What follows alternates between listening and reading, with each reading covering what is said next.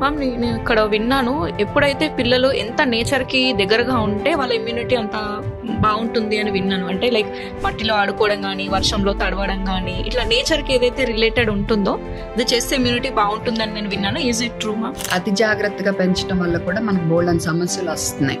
Okay okay, ఇది వరకు అమెరికాలో ఎలర్జీలు బాగా చూసేవాళ్ళం, ఇప్పుడు ఇండియాలో కూడా బాగా పెరిగిపోతుంది. ఎందుకు అంటే ఇమ్యూన్ సిస్టమ్ అంట, మనకు రోగ నిరోధక శక్తి ఇచ్చేది. ఆ ఇమ్యూన్ సిస్టమ్ కంటే పని లేకుండా పోయింది. మరి మనం అతి జాగ్రత్తగా ఉంటాం వల్ల అప్పుడు ఏం చేస్తుంది, దాన్ని బోర్ కొట్టి మన మీద అటాక్ మొదలు పెడుతుంది.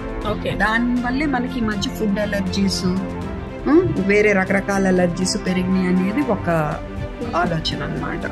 సో అందుకని ఇప్పుడు మట్టిలో ఆడుకోనివ్వు, కానీ ఇంటికి వచ్చాక చేతులు కడుగు. ఓకే, ఇంట్లోనే ఉన్నాడు పిల్లాడు, చేతులు చీక్కుంటున్నాడు అనుకో, ప్రతిసారి వాడి చేయి కడుగుతా ఉండబాబు, వాడి చేతులు వాడు చీక్కుంటున్నాడు, ఏమవ్వదు. ఈవెన్ వర్షంలో తడవడం కూడా ఈజీ ఇట్ ఓకే? అంటే జలుబు చేస్తుందని పిల్లల్ని అసలు వర్షంలో తుడవండి, వెంటనే ఆరబెట్టేయండి.